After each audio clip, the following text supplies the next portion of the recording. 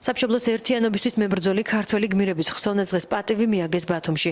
სამშობლოს ერთიანობისთვის დაღუპულთა მემორიალთან სულის მოსახსენებელი პარაკლისი მამა გრიგოლმა აღავლინა. სოხუმის დაცემის დღესთან დაკავშირებით საქართველოს ჰიმნის ფონზე მთავრობის, მერიისა და უმაღლესი საბჭოს წევრებმა მემორიალი გვირგვინით შეამკეს. პატივგების ცერემონიას აფხაზეთიდან დევნილი ოჯახებიც ესწრებოდნენ. ბათუმის მერიის ინფორმაციით აფხაზეთის ომში დაღუპულთა 65 ოჯახს ერთჯერადი ფულადი დახმარება 200 ლარი გადაეცემათ. ეს არის ტრაგედია. არა მარტო ქართველების, ეს არის ტრაგედია ერთიანად ჩვენი ქართველების, აფხაზების, იმიტომ რომ ორ ძმას მოუწია რაღაც გაუგებრობის გამო და სხვისი ჩარევით ერთმანეთთან დაპირისპირება.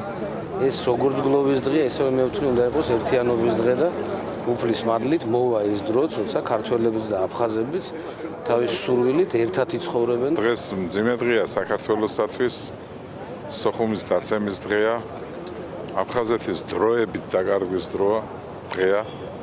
ფიქრობ, რომ დროებითია ეს ყველაფერი, საერთოდ წუთისოფელი დროებითია, მაგრამ ამ წუთისოფელში ეს მოვლენაც დროებითია, ჩვენ პატივი მივაგეთ სამშობლოსათვის დაღუპულ გმირების ხსოვნას. ეს ნამდვილად ძალიან მძიმე დღე არის ყველა ჩვენთაგანისათვის, ვისაც ომში დაეღუპა და ვისაც ომში ყავს დაღუპულები.